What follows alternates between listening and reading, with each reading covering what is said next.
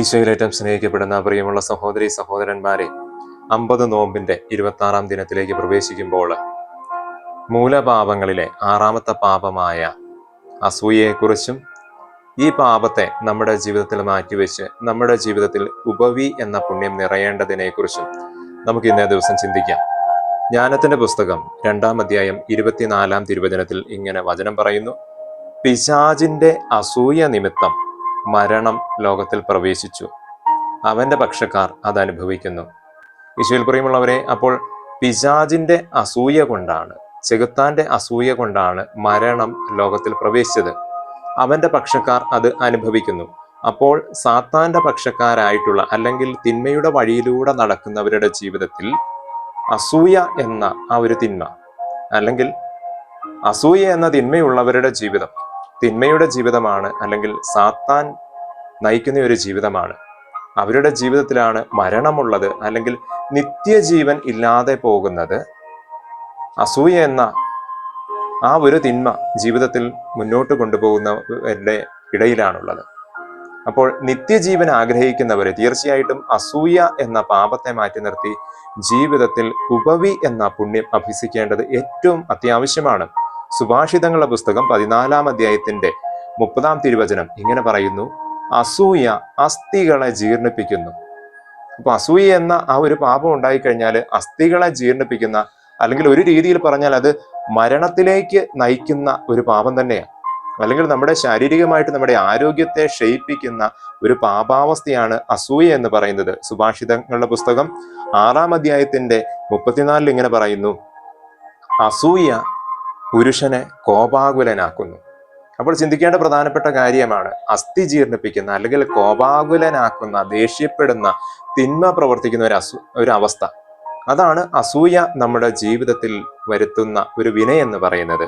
പ്രഭാഷകന്റെ പുസ്തകം തന്നെ 30-ാം അധ്യായത്തിന്റെ 24-ാം തിരുവചനം ഇങ്ങനെ പറയുന്നുണ്ട്: അസൂയയും കോപവും ജീവിതത്തെ വെട്ടിച്ചുരുക്കുന്നു, അതായത് ആയുസ് കുറയ്ക്കുകയാണ്, മരണത്തിലേക്ക് നയിക്കുക. അപ്പോൾ അത് തന്നെയാണ് ജ്ഞാനത്തിന്റെ പുസ്തകത്തിലൂടെ തമ്പുരാൻ നമ്മോട് പറയുന്നത്. പിശാചിന്റെ അസൂയ നിമിത്തമാണ് മരണം ലോകത്തിലേക്ക് കടന്നു വന്നത് എന്ന് പറയുന്നത്.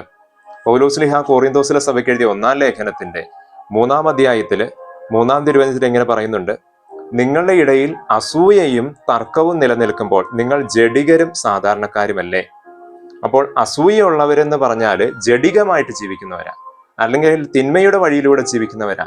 അവരുടെ ജീവിതത്തിൽ വിശുദ്ധി എന്ന് പറയുന്നതില്ല, അല്ലെങ്കിൽ വിശുദ്ധമായിട്ട് ജീവിക്കുന്നവരാരും, അവരെല്ലാവരും ജഡികരല്ല, ഈശോയോട് ചേർന്ന് വിശുദ്ധിയിൽ ജീവിക്കുന്നവരാണ്. നമുക്കറിയാം, പൗലോസ്ലീഹ കൊറിന്തോസിലെ സഭയ്ക്ക് എഴുതിയ ലേഖനത്തിന്റെ 1-ാം ലേഖനത്തിന്റെ 13-ാം അധ്യായത്തിന്റെ 4-ാം വാക്കിൽ ഇങ്ങനെ പറയുന്നുണ്ട്: സ്നേഹം അസൂയപ്പെടുന്നില്ല. അല്ലെങ്കിൽ വിശുദ്ധമായിട്ട് ജീവിക്കുന്ന എല്ലാവരുടെയും ജീവിതത്തിൽ സ്നേഹം ഉണ്ടാകും, അവിടെ അസൂയയ്ക്ക് സ്ഥാനമില്ല. പൗലോസ്ലീഹ ഗലാത്യയിലെ സഭയ്ക്ക് എഴുതിയ ലേഖനത്തിന്റെ 5-ന്റെ 19-ാം അധ്യായത്തില് 19-ാം തിരുവചനം 19-20 നമ്മൾ കഴിഞ്ഞ ദിവസം ധ്യാനിച്ചു ജഡത്തിന്റെ വ്യാപാരങ്ങൾ. അവിടെ അസൂയ പറയുന്നുണ്ട്. അപ്പൊ ജഡത്തിന്റെ അല്ലെങ്കിൽ തിന്മയുടെ ഒരു വ്യാപാരം എന്ന് പറയുന്നതാണ് അസൂയ എന്ന പാപം, അല്ലെങ്കിൽ സാത്താന്റെ ഏറ്റവും പ്രധാനപ്പെട്ട ഒരു തിന്മയാണ് അസൂയ എന്ന് പറയുന്നത്. അതുകൊണ്ട് പ്രിയമുള്ള സഹോദരങ്ങളെ, നമ്മുടെ എല്ലാവരുടെയും ജീവിതത്തിൽ ഈ അസൂയ എന്ന ആ ഒരു തിന്മയെ മാറ്റിക്കളഞ്ഞുകൊണ്ട് യാക്കോബ് ശ്ലീഹ എഴുതിയ ലേഖനത്തിന്റെ 3-ാം അധ്യായത്തിന്റെ 16-ാം തിരുവചനത്തിൽ ഇങ്ങനെ പറയുന്നുണ്ട്: എവിടെ അസൂയയും സ്വാർത്ഥമോഹവും ഉണ്ടോ അവിടെ ക്രമക്കേടും എല്ലാ ദുഷ്കർമ്മങ്ങളും ഉണ്ട്. ക്രമക്കേടുണ്ട്, ദുഷ്കർമ്മങ്ങൾ എന്ന് പറഞ്ഞാൽ എല്ലാ പാപമുണ്ട്.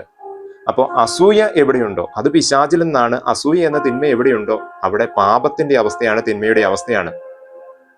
ഈ നോമ്പ് കാലഘട്ടത്തിൽ നാം ചിന്തിക്കുമ്പോൾ, ഈശോയോട് ചേർന്നിരിക്കുമ്പോൾ, നമ്മുടെ ജീവിതത്തിലെ അസൂയ എന്ന ആ തിന്മയെ എടുത്തു മാറ്റിക്കൊണ്ട് വിശുദ്ധരായി ജീവിക്കാൻ, ഉപവിയിലൂടെ ജീവിക്കാൻ നമുക്ക് ആഗ്രഹിക്കാം. ഏറ്റവും തീഷ്ണതയോടെ ദൈവത്തോട് ചേർന്നിരുന്ന് വിശുദ്ധിയുടെ വഴിയെ, ജീവന്റെ വഴിയെ നടക്കാനായിട്ട് പരിശ്രമിക്കാം. നല്ല ഈശോ നമ്മെ എല്ലാവരെയും സമൃദ്ധമായിട്ട് അനുഗ്രഹിക്കട്ടെ. ആമേൻ.